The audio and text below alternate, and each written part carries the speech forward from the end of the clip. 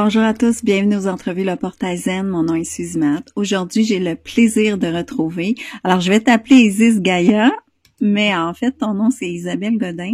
Tu as pris ce nom-là d'auteur. Alors, tu fais de l'accompagnement spirituel. Tu es propriétaire de l'Aile du Vent, un espace de ressourcement en Mauricie. Et tu es l'auteur du livre Les Sentiers Célestes, la pleine présence et connexion à la nature aux éditions Le Dauphin Blanc. Donc, je vais juste montrer le livre. Alors, tu préfères que je t'appelle Isis ou Isabelle? Oui, appelle-moi Isis, oui. Comment t'as trouvé ce nom-là? Comment t'es arrivée à ce nom-là?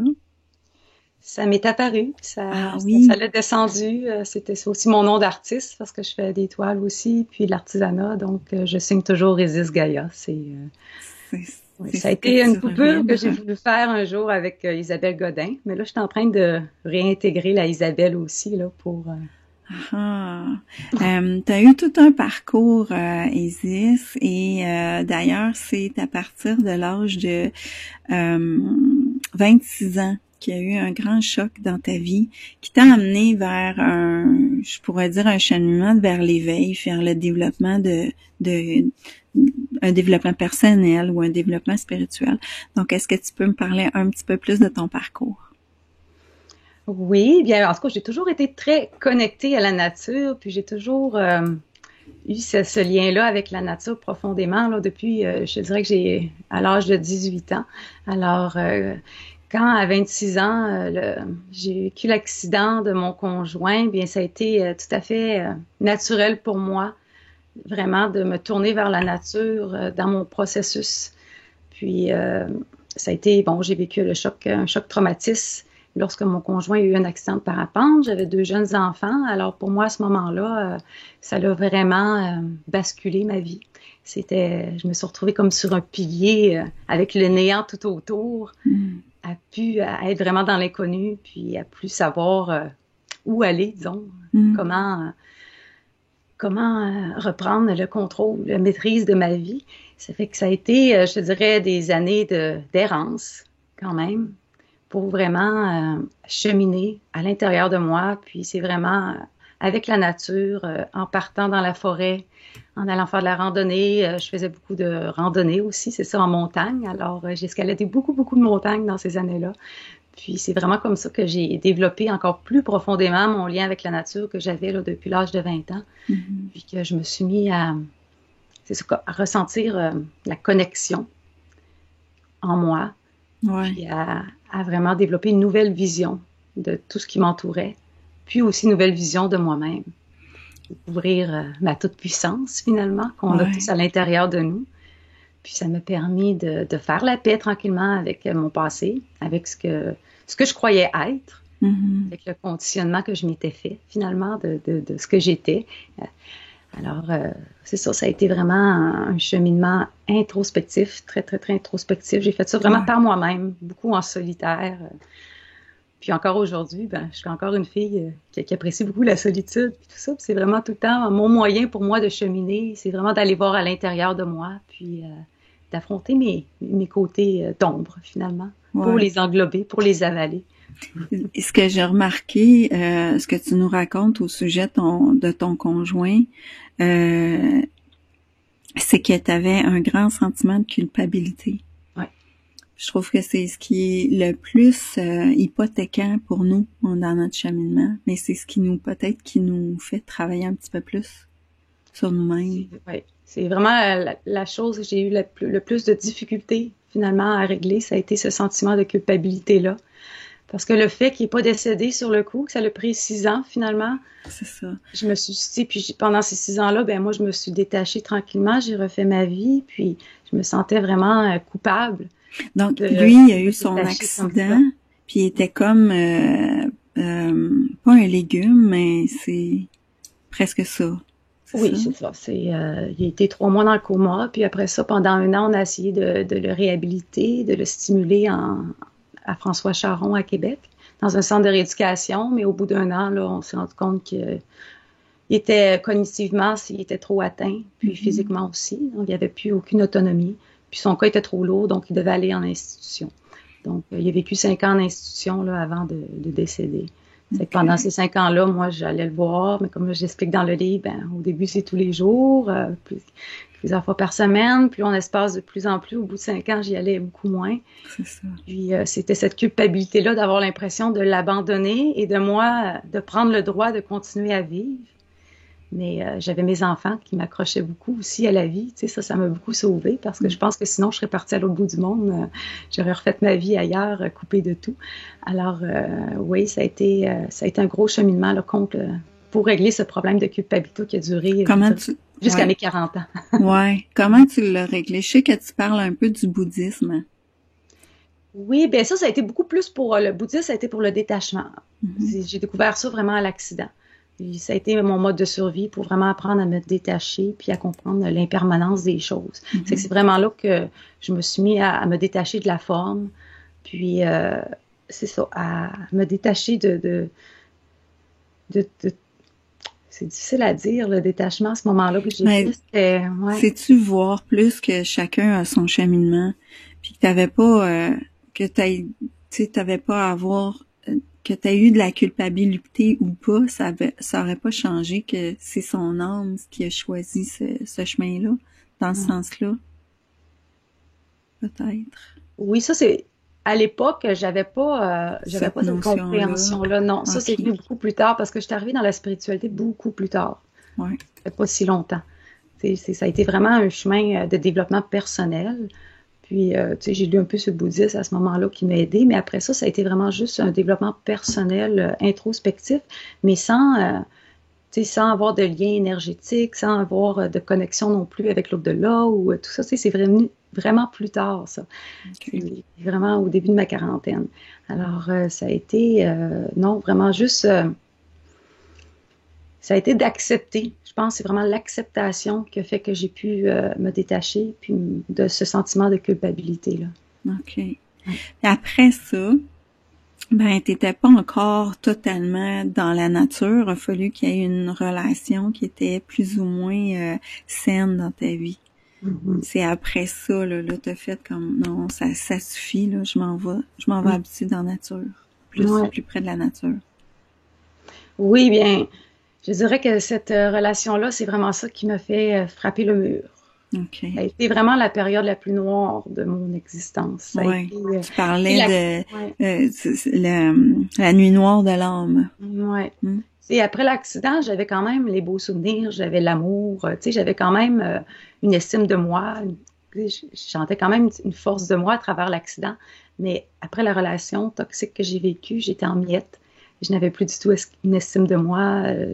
J'étais plus capable de me voir là, avec des yeux. Je me voyais à travers les yeux des autres. Puis ben, quand les autres avaient un mauvais regard sur moi, ben moi, c'est ça que j'assimilais. Là. Donc, cette relation-là m'a vraiment acculée au pied du mur. Puis ça a été une question de survie. Ça a été, après avoir été à l'hôpital plusieurs fois, ça a été, OK, là, il faut que tu fasses quelque chose, sinon tu vas en mourir. Okay. Alors, c'est vraiment là que je suis partie plusieurs semaines aux États-Unis, dans ma van.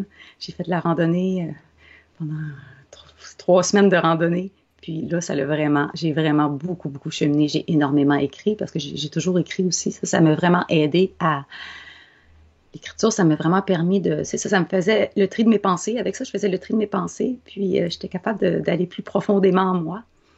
Alors, c'est ça. Cette relation-là m'a acculée. Mais en même temps, aujourd'hui, je me rends compte que c'était nécessaire. Ça m'a vraiment amené à transformer complètement mon regard sur ce que j'étais.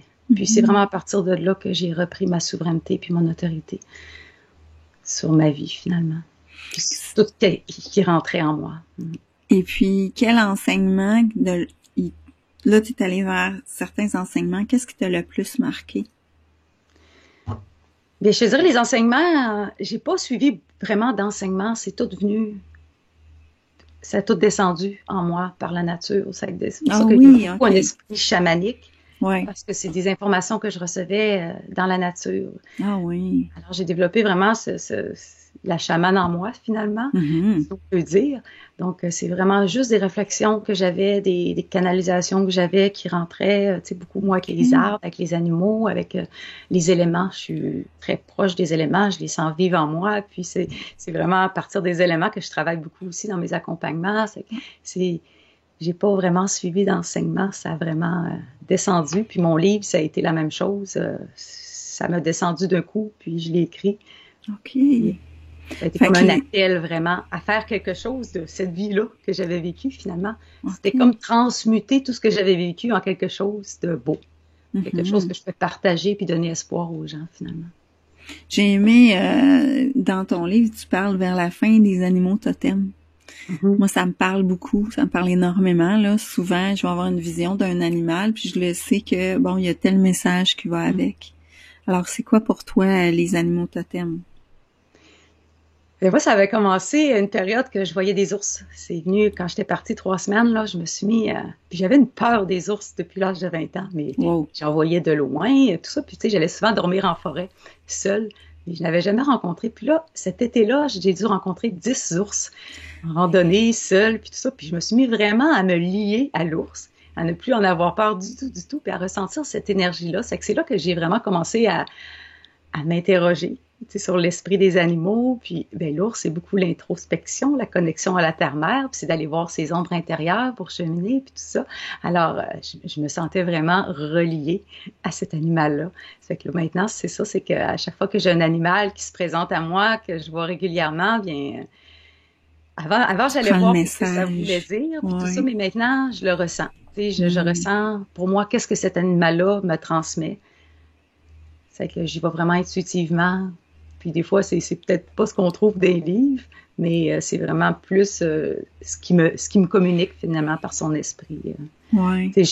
Quand j'explique dans mon livre, à un moment donné, que je creusais mon lac puis tout ça. Oui. Là, j'avais vécu beaucoup de purification, mais il y avait des grenouilles partout quand je faisais ça. C'était incroyable. Et puis la grenouille, c'est vraiment ça, c'est la purification. Ça l'a vraiment... La grenouille, elle peut s'enliser dans la boue puis en mourir, mais elle a la capacité d'un seul bond de rebondir dans l'eau claire puis de se nettoyer. Tu sais. Donc, ça m'a vraiment guidée tout le long que je faisais mon lac, finalement. Ça là, ton histoire avec le lac, c'est assez impressionnant, tout le travail que tu as fait.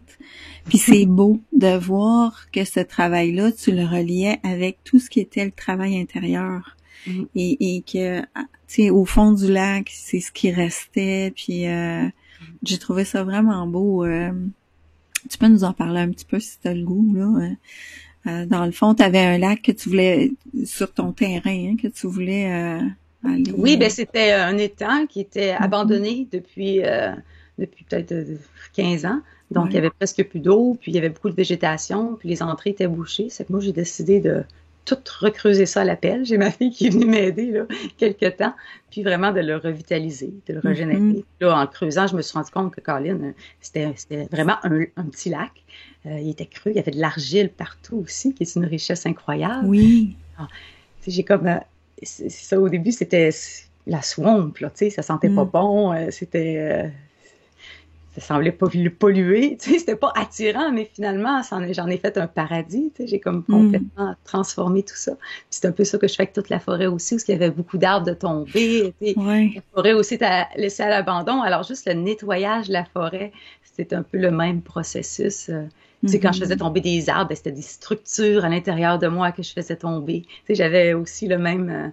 processus de faire un lien avec ce qui se passait dans la nature puis ce qui se passait en moi. Exact. De le faire vraiment consciemment, puis c'est le pouvoir de l'intention, finalement.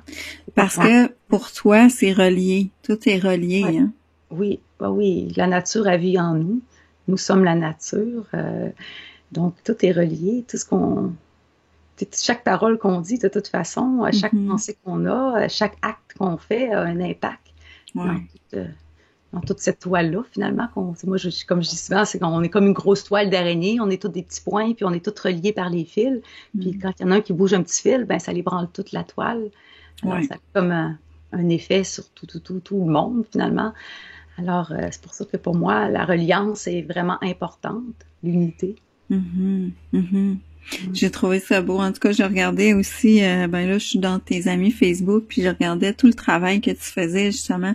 Il y a eu beaucoup d'arbres qui sont tombés dernièrement. Tu invitais les gens à aller avec toi t'aider. On en parlera à la fin, si tu veux, de tes ateliers. Alors, tu as amené dans ton livre plusieurs concepts, plusieurs lois. Je trouvais ça intéressant.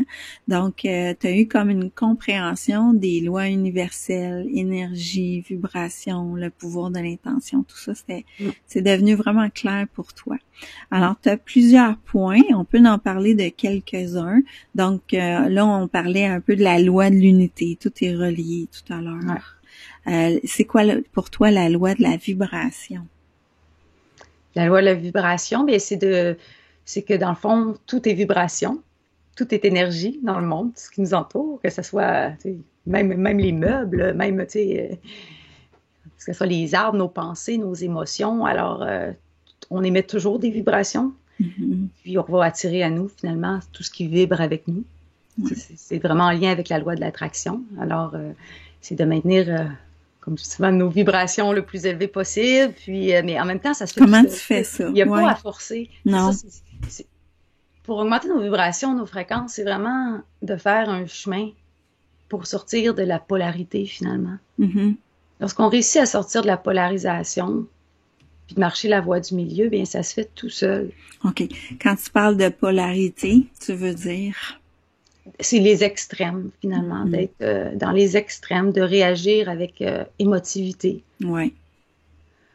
À ce moment-là, ben, on diffracte de l'énergie, puis ça fait baisser nos vibrations. C'est comme parce qu'on est plus dans la réaction au lieu d'être dans l'action. Alors, quand on réussit à sortir de ça ne veut pas dire de ne pas avoir d'émotions, parce qu'on devra toujours avoir des émotions, mais c'est de réussir à s'en détacher et de ne plus réagir à ces émotions-là, comprendre que c'est de l'énergie, puis que c'est provoqué souvent par nos pensées. Puis nos pensées, ben, peuvent nous venir de plein d'endroits. C'est pas nécessairement nous qui les créons. Alors, c'est ça. Donc, marcher cette voie-là, ça nous... Juste le fait de moins polariser, de moins être dans l'émotivité, puis de cultiver à l'intérieur de nous, là, tu sais, cette harmonie-là, cette unité-là, finalement, dans nos polarités. Tu sais, le yin et le yang, finalement, c'est fusionné, hein. C'est pas de nier nos polarités, mais c'est de les fusionner ensemble. Mais à ce moment-là, nos vibrations, ça l'augmente tout seul.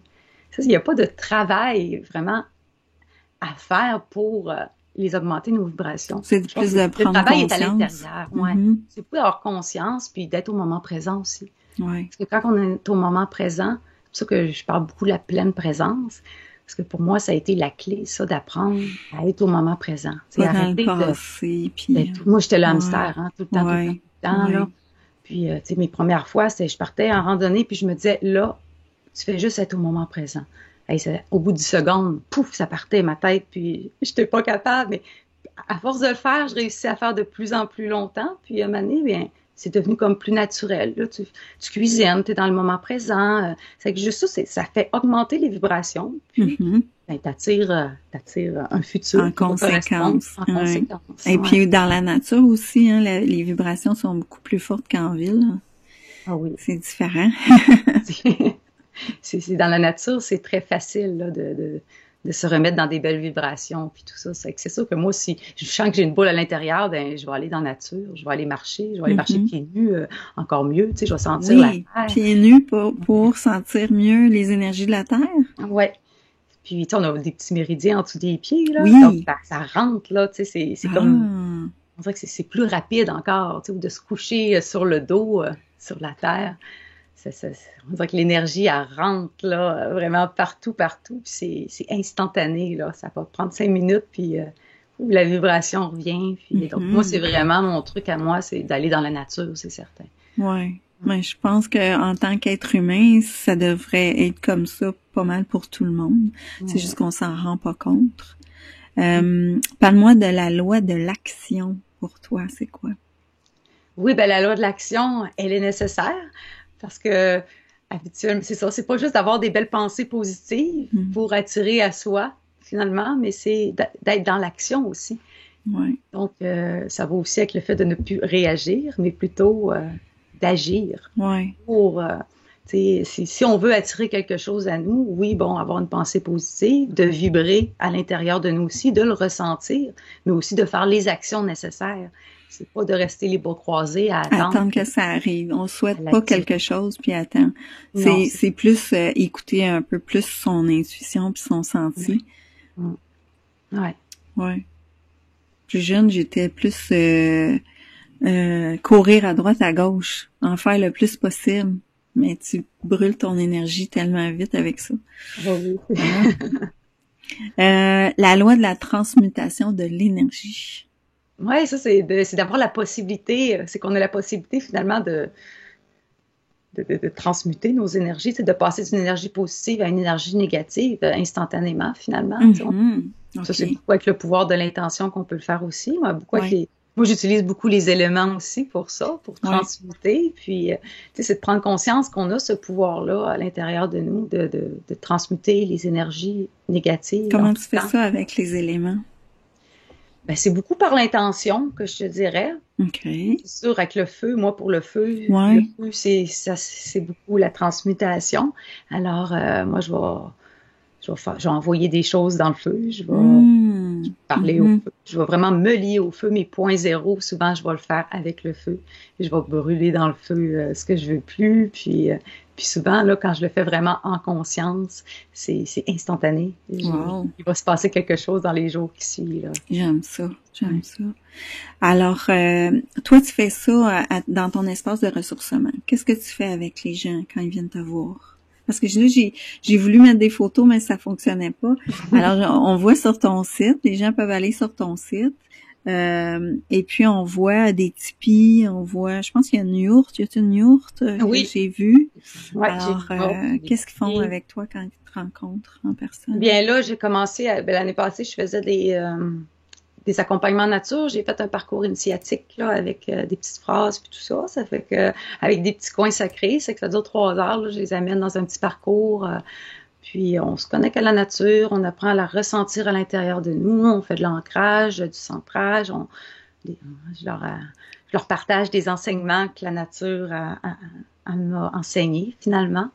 Puis, je fais aussi, comme là, je vais faire une tente de sudation avec des femmes. Qu'est-ce que ça fait? Ça fait plusieurs fois que j'en entends parler, là, puis je l'ai vu passer sur ton site, puis là, ça m'intriguait. Qu'est-ce que ça fait, ces tentes de sudation? Moi, je vais vivre l'expérience. J'ai invité quelqu'un qui va venir l'animer. Alors, pour la première fois, je vais vivre l'expérience. Oui.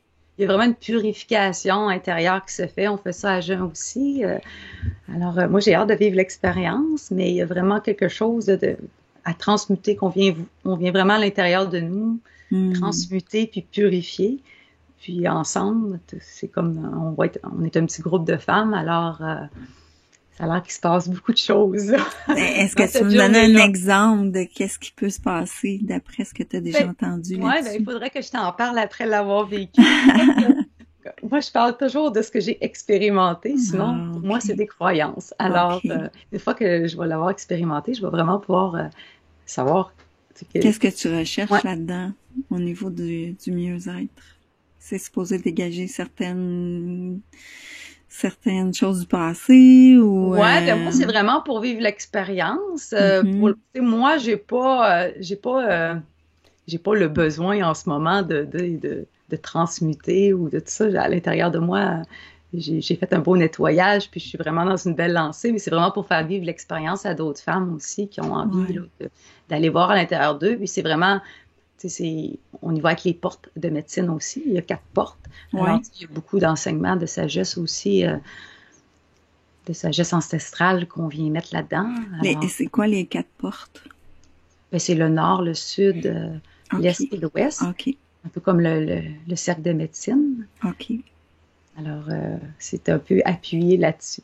OK, parfait. Puis sinon, je fais des ateliers de création, là, de hochets chamaniques, puis il y a des journées de connexion nature où on peut faire de la danse. Moi, j'aime beaucoup danser aussi avec les éléments. On va faire des bains d'argile dans mon lac, c'est parfait pour ça. Wow, ça c'est super bon pour la peau, ça minéralise la peau. Oui, vraiment. Oui. Et c'est une belle médecine. Puis, je vais faire un festival nature là, que je suis en train d'organiser cet été là, avec tout plein de choses. On va faire du camping pendant plusieurs jours. Puis, il va y avoir que ce soit la cuisine en plein air, de la cueillette, un peu d'herboristerie, de l'art nature. C'est que je vais inviter des gens là, à faire des ateliers, tout en lien avec la nature. Pour que les gens, moi, je veux que les gens ils découvrent l'abondance de la nature, les ressources de la nature. Puis, c'est vraiment une reconnexion, finalement. Passer dans le nouveau monde, pour moi, ça va nécessairement avec une reconnexion à on en parle la sagesse de la ces terre. Ouais. Ça va, ouais. La sagesse de la terre, redécouvrir finalement toute l'abondance qu'elle nous offre, toutes les ressources. Meilleure connexion avec la terre. Ouais. C'est un peu ça ton message dans le livre aussi. Ouais. Hein? À la base. Puis avec soi, puis avec la terre, parce que je pense que toutes les réponses sont à l'intérieur de nous. Tu sais, moi, quand je fais mes choses, on va pas se connecter à des guides ou à des êtres de lumière, tout ça, on va se connecter à son feu cosmique. À l'intérieur de nous, on va aller à la source, mais c'est vraiment ce qu'il y a, on va essayer de découvrir ce qu'il y a à l'intérieur de nous. Et ça, c'est accessible à tout le monde. On a toute cette puissance-là à l'intérieur de nous. T'as-tu des racines amérindiennes? Ben, ça remonte à mon arrière-grand-père. Mais c'est ça, ça remonte assez loin. Ouais. C'est resté dans ton ADN. Ouais, c'est ça. J'ai travaillé un petit peu aussi avec les Inuits comme consultante en gestion des affaires. Ah, OK. Donc, ça a été ma dernière job, si on veut, avant de laisser, parce que j'ai été comptable aussi. Donc, j'ai aimé ça, cette expérience-là. Ça a été, j'ai aimé le contact avec ces peuples-là. Ouais. Mais c'est le fun, Isis, parce que je pense que là, tu es dans le bon temps pour recommencer à faire des réunions, des ateliers. Là, je sens que les gens sont prêts là, à ressortir de chez eux un petit peu. Hein? Et puis se reconnecter à la nature. Je pense que je pense que les gens cherchent ça aussi depuis la pandémie. Il y a comme une recherche intérieure profonde. Alors, t'arrives dans le bon moment. Fait que je vais recommander aux gens de lire le livre Les Sentiers Célestes aux éditions Le Dauphin Blanc. Et puis d'aller sur ton site, c'est isisgaia.com. .ca. De toute façon, je vais l'indiquer en dessous de la vidéo. Est-ce que tu as quelque chose à ajouter avant qu'on termine? Non, moi ça va. Parfait. Alors, je vous invite à partager la vidéo. Tu pourras partager dans ton réseau, Isis. Et puis, je te souhaite une belle continuité. C'est beau ce que tu fais. Peut-être que je vais aller faire un tour. J'avais quasiment le goût d'aller t'aider à aller passer des branches l'autre jour. Ouais, je vais faire une journée bientôt, une fin de semaine là, de nettoyage. Parfait. Donc, je vous remercie. Passez une bonne journée. Je te remercie. Au revoir.